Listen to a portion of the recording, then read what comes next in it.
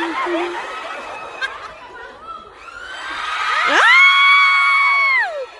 ลับบ้านนอนคุณไหนไม่เห็น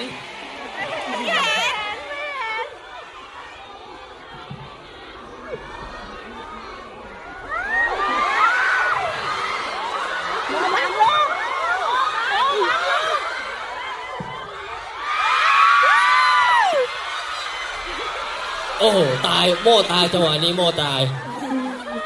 โมบังพอดีเลยอ่ะเอาโม่บางโอ้ยไปกันดีกว่า โอ้ยแย่จังคุณไหนนะครับทุกคนบ๊ายบายบ๊ายบายจ้าบายกับบายอะไรจ้าอะไรเอาใหม่อีกเหรอรอบสุดท้ายแล้วมา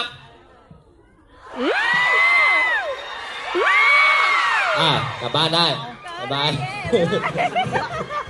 บ๊ายบายครับบ๊ายบายครับกลับบ้านดีจ้ะ